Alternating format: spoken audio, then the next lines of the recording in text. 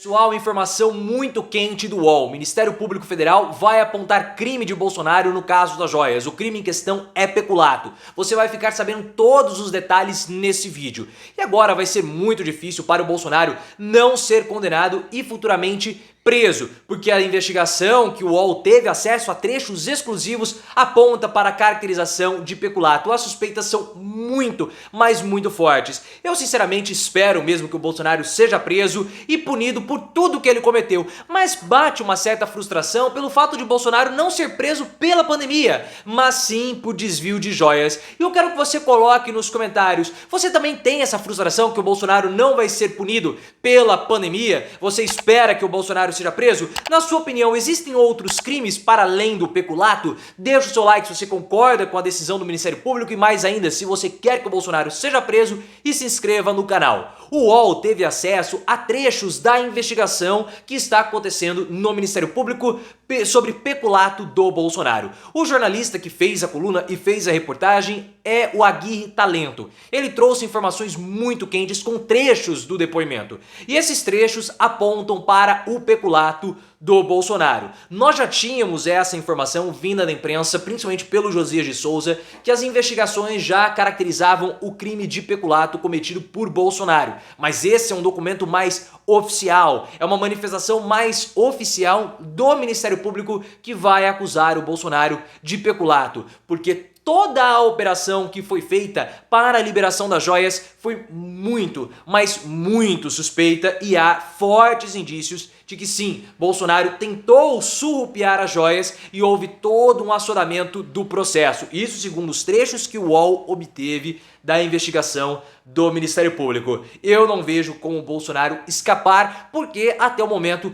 todas as justificativas apresentadas por Bolsonaro foram super, mas muito frágeis mesmo. As investigações, elas apontam para uma urgência da operação para a liberação das joias muito estranha. Uma urgência que não caberia nesse caso e também não faz nenhum sentido. E a conclusão que o Ministério Público chegou é que o objetivo de toda essa operação, de toda essa urgência do Mauro Cid, da mobilização das forças públicas do Estado, tinha como objetivo subtrair, surrupiar as joias para o acervo pessoal de Bolsonaro e não para o acervo da presidência da República, ou seja, para o acervo público. O Ministério Público vê que a atuação do Mauro Cid, com todos aqueles ofícios, teve como objetivo dar um ar de legalidade na operação. Só que toda a pressa que o Mauro Cid teve, principalmente no final do mandato do Bolsonaro, apontam para o crime porque deixa a operação ainda mais suspeita. Os auditores da Receita Federal, os servidores que trabalham no aeroporto em Guarulhos, onde as joias de 16 milhões supostamente entregues a Michele, que também o Bolsonaro disse que seriam presentes para Michele, os servidores eles foram ouvidos e eles destacaram um estranhamento muito grande das pressões que receberam de seus superiores, principalmente do chefe da Receita Federal. Eles falaram, olha, foi muito estranha toda essa operação, toda essa pressão. Eu tive que apreciar o requerimento do Mauro Cid em 24 horas. E era um requerimento que não estava dentro dos conformes. Era um requerimento que não fazia sentido porque não era um requerimento que seguia as orientações da Receita e o trâmite burocrático legal e apropriado. E o que chamou mais a atenção, para além dessa celeridade que foi exigida, foi que um bem público, no caso das joias, não exigiria tal urgência, porque não haveria necessidade. E os servidores da Receita relataram isso às investigações. Bom, é um patrimônio público, é um bem público, por que eles estão com tanta pressa para essa liberação? Não faz nenhum sentido. E a própria defesa do Bolsonaro não conseguiu explicar isso durante o depoimento que foi prestado no início do mês de abril para a Polícia Federal. O Josias de Souza, ele falou que o Bolsonaro está indefensável, porque todo o esforço que o Bolsonaro fez no depoimento, ou teve no depoimento, não fazem sentido. A Dora Kramer, que é também uma comentarista política, ela comenta, agora está na Folha de São Paulo, não salvo me engano, e no grupo Bandeirantes. Ela falou que em Brasília ninguém acreditou na versão do Bolsonaro. E de fato, foi uma versão fajuta. Falar que houve uma celeridade para evitar um acidente diplomático, um dessabor diplomático com o governo saudita, simplesmente não colou. Não colou pelo seguinte, no depoimento, o Bolsonaro ele não conseguiu explicar justamente esse ponto da Receita Federal. Se era um bem público, se era um patrimônio dado ao Estado brasileiro, por que que as orientações da Receita Federal não foram seguidas? Não faz sentido. Não faz. Esse é o ponto central que o Bolsonaro tem que explicar, mas ele não conseguiu.